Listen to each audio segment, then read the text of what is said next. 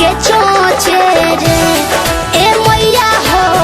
दादी के चोचे रे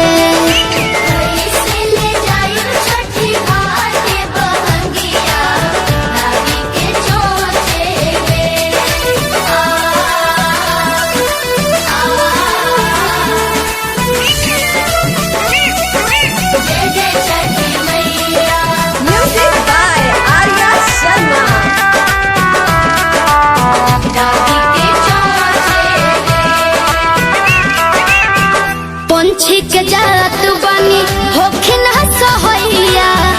मानस के तन दे दी हे छठी मैया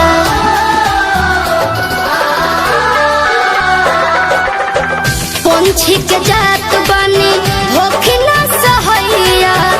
मानस के तन दे दी हे छठी मैया बैठल रहबेली दोनों परनिया के हुना लोरवा पोछे रे कोई से ले जाई वो छठी घाट बहनिया दादी के चोचे रे ए मैया हो दादी के चोचे रे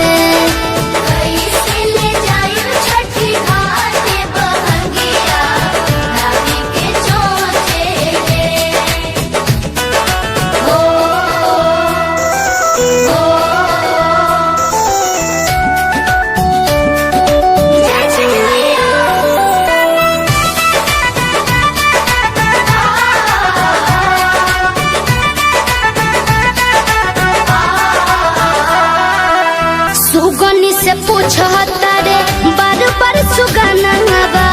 कैसे तू करबू बोला छठ के पूजनवा